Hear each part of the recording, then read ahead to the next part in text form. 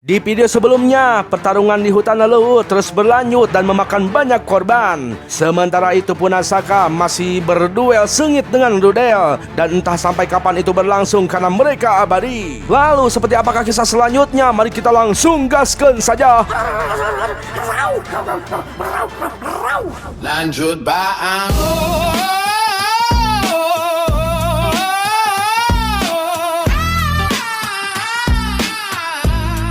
Yo, jangan lupa subscribe. Jangan lupa subscribe. Jangan lupa lanjut bang.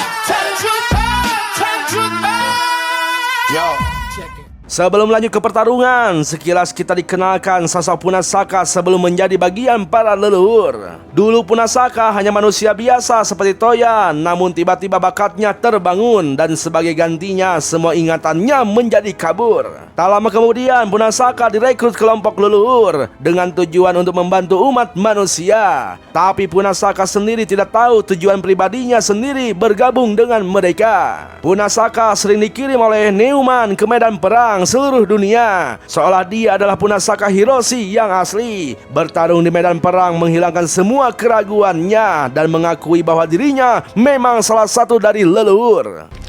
意地に垂れそしていつか不思議ともはや思い出せもしないああ退屈だ Kembali ke pertarungan, Rudel yang senjata tempurnya jauh lebih canggih memborbardir Punasaka sampai hancur. Toya pun berusaha menghalangi Rudel untuk menyelamatkan Punasaka, tapi anehnya Rudel melarang untuk ikut campur dan Rudel tidak mau menyakiti Toya.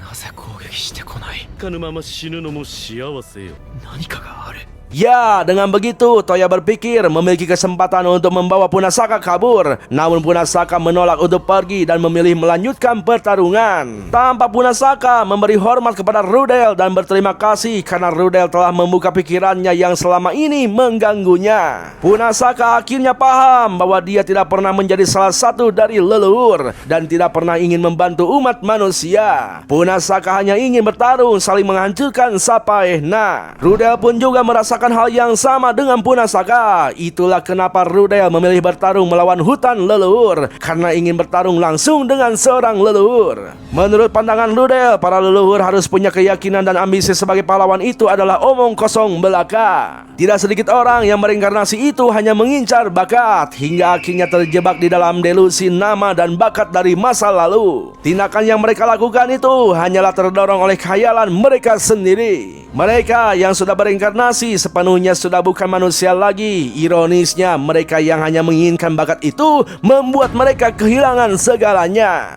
Tapi Toya berbeda, dia adalah seorang returner yang tidak lengkap alias masih menjadi manusia. Oleh sebab itu, Rudel tidak bisa menyakiti Toya dan itu perintah langsung dari Xiang Yu. Rudel tidak tahu apa alasan Xiang Yu seperti itu. Kemungkinan alasannya karena Toya masih manusia yang masih punya masa depan di luar bakatnya. Hal itu membuat Punasaka dan Rudel iri. Bahkan mereka menjadi penasaran siapa mereka sebenarnya sebelum menjadi returner dan... どういうことだであらばお互いここでしてれば我がためでなく己がために Di sisi lain, Hancock dan Hiya ditemukan sudah mati. Hal itu membuat sang Raja Tirani senang karena Hancock mati di tangan lawan yang benar-benar sepadan. Sementara itu Haito dan yang lainnya berhasil menembus pintu benteng, namun mereka tidak menemukan apa-apa di sana. Haito pun menjadi tidak tenang dan berlari kembali untuk mencari keberadaan para sinar. Caesar yang perenges berniat menyusul Haito untuk menemaninya, namun Jubei menggaploknya karena takut Haito digenitin oleh Caesar. Lalu Caesar menanyakan siapa yang lebih kuat antara Jubei dan Haito. Dengan yakinnya Jubei menjawab bahwa dirinya lah yang lebih kuat karena Haito masih belum sempurna sebagai seorang returner. Terlepas dari ada dan tidak adanya musuh, Jubei heran kenapa tempat yang terlalu terbuka itu dijadikan benteng. Lalu kenapa juga bentuknya menyerupai Koloseum Romawi. Don 聞いたこともあるだろう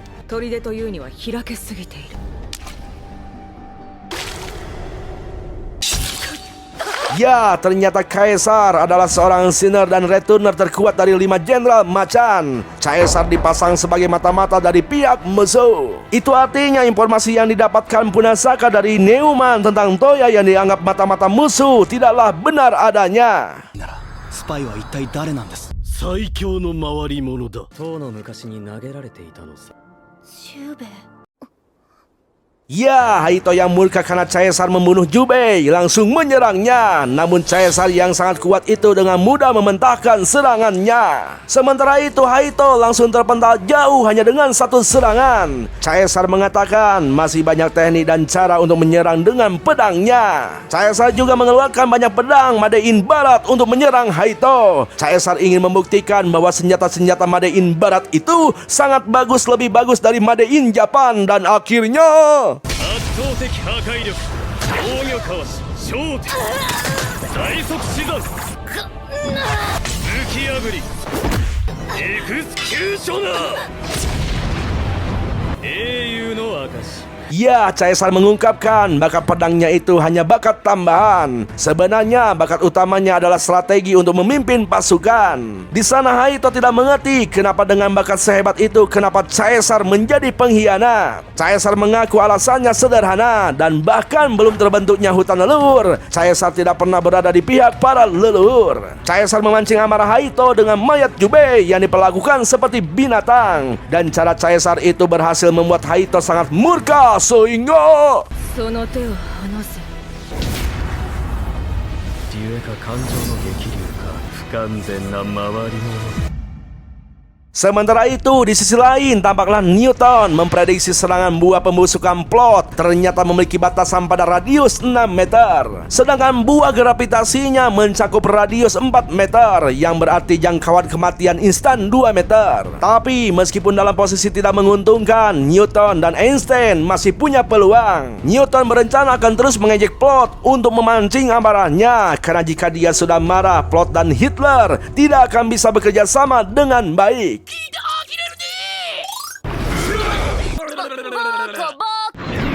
Dan benar saja cara itu ternyata berhasil. Plot yang sedari tadi disebut goreng patut tampaknya sangat murka. Dia terus menyerang membabi buta, mengabaikan perintah Hitler. Namun 遠いかかった。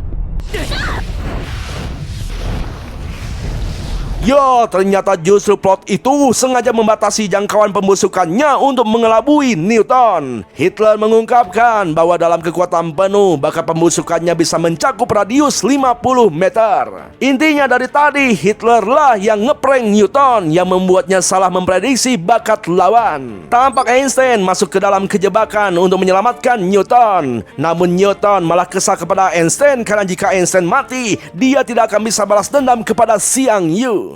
大事な人だったんでしょ。だから仇討ちが果たせなくなるよ。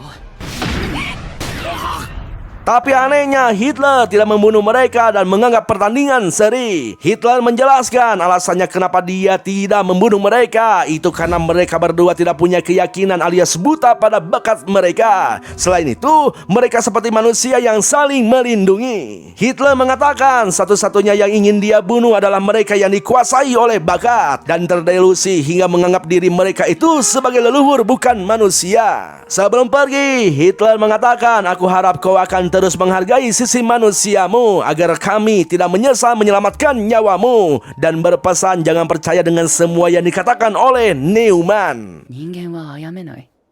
健闘を祈る。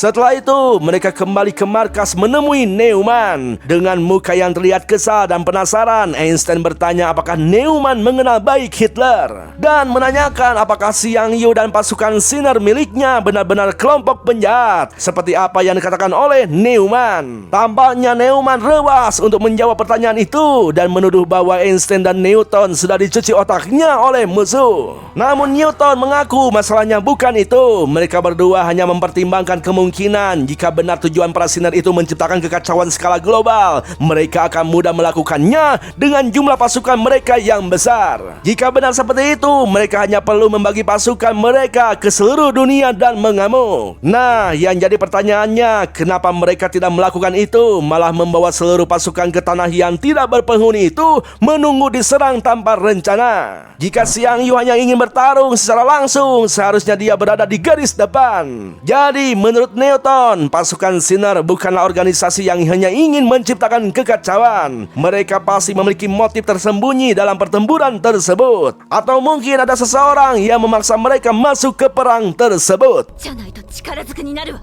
何をしようとしてるのか。脅しか。 Ya, tampaklah Newton menahan Newman dalam medan gravitasinya. Dan Einstein mendesak agar Newman mengatakan tujuannya yang sebenarnya. Namun tiba-tiba... おとなしく話を。なあ、ニュートン。 Ya, Newton sepertinya berubah pikiran dan berbalik membela Newman. Newton membujuk Einstein agar sesama teman tidak saling mencurigai. Dan ternyata Newton seperti itu karena terpengaruh oleh bakat Nightingale sehingga... もう傷が痛むよねいいからさあ注射を嫌がる子供みたいだニュートン。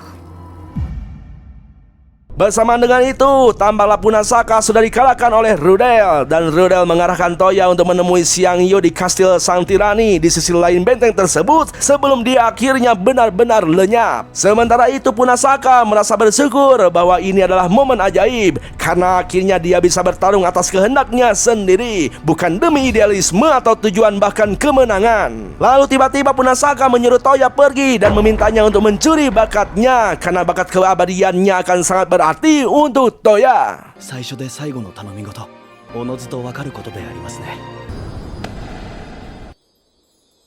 成就、祈っているであります。さようなら。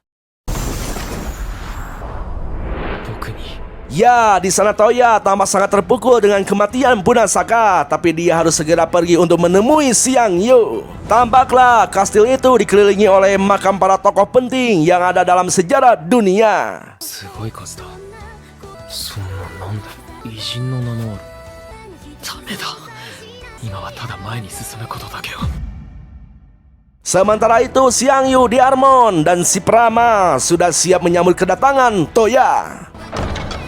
噂をすれば影がようこそ千事東也 Ya, setelah tahu yang di hadapannya adalah Xiang Yu yang memiliki bakat terkuat sepanjang masa, naluri copet Toya langsung menggebu-gebu untuk mencuri bakatnya dan... 僕の目的は異能の収集ぜひこの手 Ya, Xiang Yu seperti membuktikan bahwa bakatnya itu tidak bisa dicuri begitu saja oleh seorang retuner seperti Toya. Tampak Xiang Yu mengurungnya di dinding batu, namun Toya dengan cepat mencuri inti batu tersebut dan menyembunyikan tubuhnya lalu menyerang balik sehingga serangan cepat Toya tidak bisa dihindari oleh Xiang Yu. Namun bakat Xiang Yu itu wadah serbaguna yang bisa mengendalikan berbagai objek dengan kejahatannya lalu mengubah apapun menjadi senjata pribadinya. ひざまずく万物は俺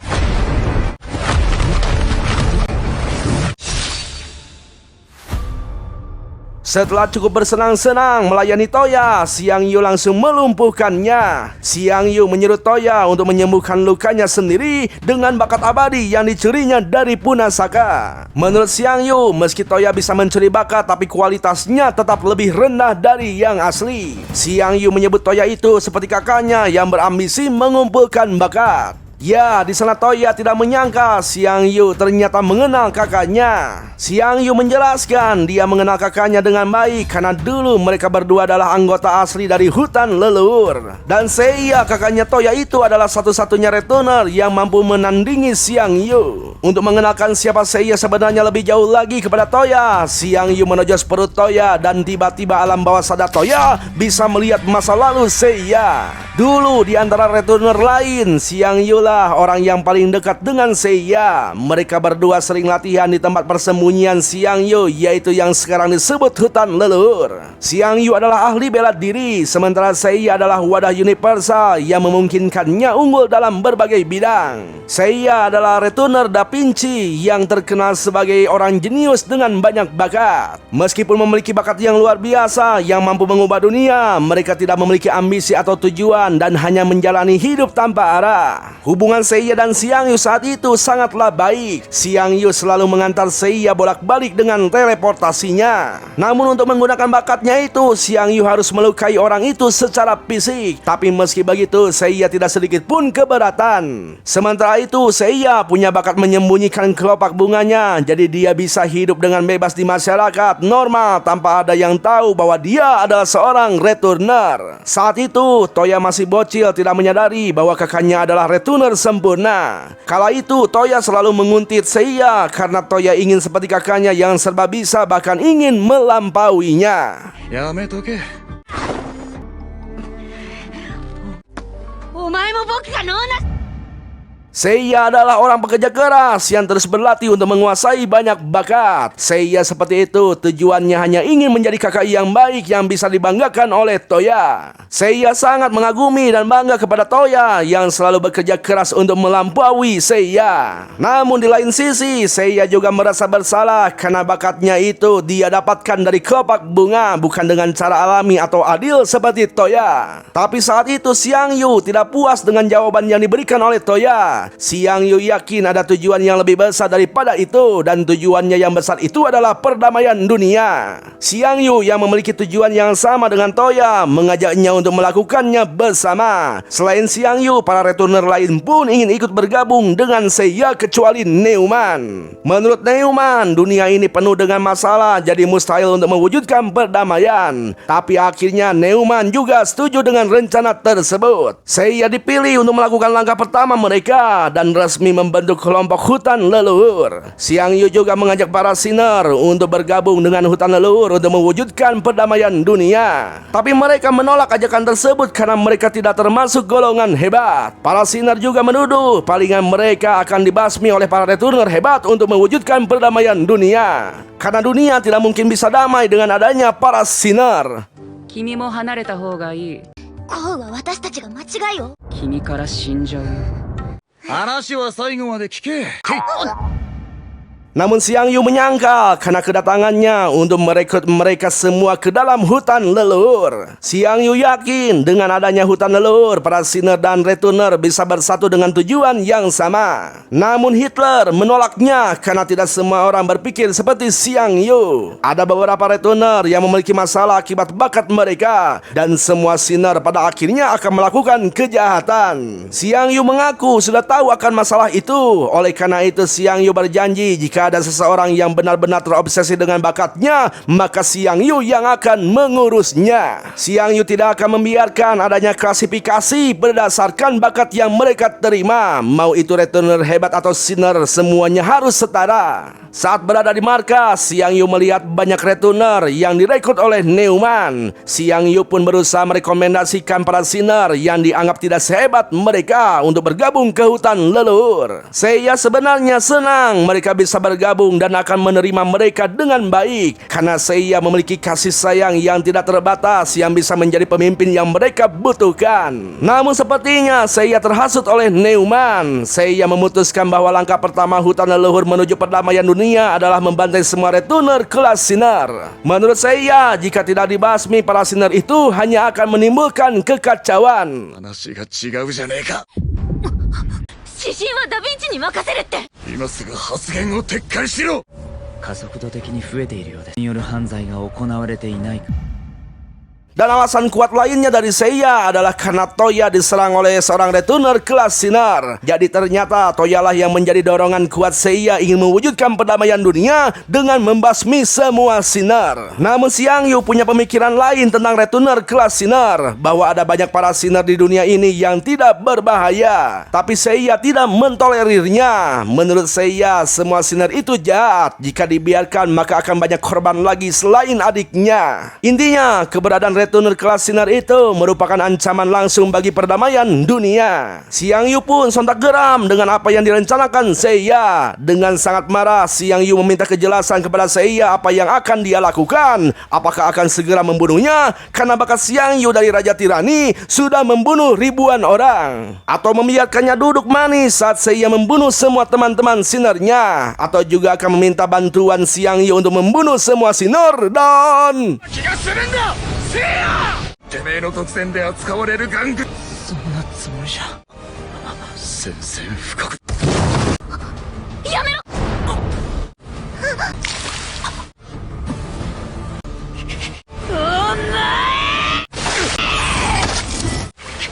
やり損なった